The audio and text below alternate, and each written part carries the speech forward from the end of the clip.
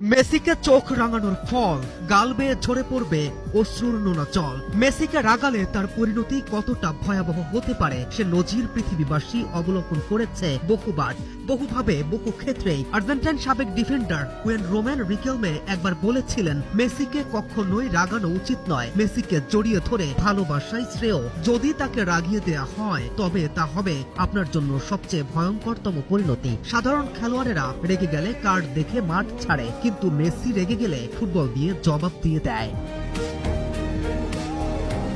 Real Madrid থেকে শুরু করে অস্ট্রিয়া, মেসির অগ্নিচক্ষুতে পুড়ে বরাবরই ছারখার হয়েছে প্রতিপক্ষ। সালটা 2019, ম্যাচের মাঝে সাইডলাইনে মায়োর্কা কোচ ভিসেন্তে মোরেনো মেসির সাথে তর্কে জড়ান। হাফ টাইমে ট্যানেলে মেসি তাকে বলেন, আজ আমরা তোমাদের 7 গোল দেব। 7 গোল না হলেও মেসির সেই ম্যাচে দুর্দান্ত এক হ্যাট্রিক করে মায়োর্কাকে 5-2 ব্যবধানে বিধ্বস্ত করে ছেড়ে দেন। 2017 সালে সান্তিয়াগো বার্নাব্যুতে রিয়াল মাদ্রিদ দেখেছিল মেসির রক্ত ঝরলে প্রতিপক্ষের অস্ত্র তিনি ছড়াবেনি, উত্তেজিত দর্শকদের চুপ করিয়ে দিয়ে শেষ হাসি তিনি হাসবেনি, এমনকি শেষ পর্যন্ত জার্সি খুলে সেই বিখ্যাত উদযাপন।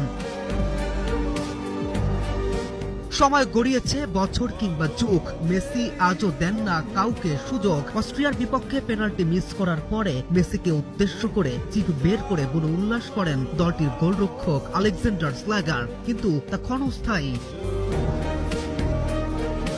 কিছুক্ষণের ব্যবধানেই মুখের ওই হাসি কেড়ে নেন মেসি, বা পায়ের ম্যাজিক্যাল শটে আদায় করে নেন গোল। থেমে থাকেনি তাতেই, ম্যাচের একেবারে শেষ মুহূর্তে গিয়েও করেন অসাধারণ আরো এক গোল। শেষ পর্যন্ত 2-0 গোলের ব্যবধানে জয়।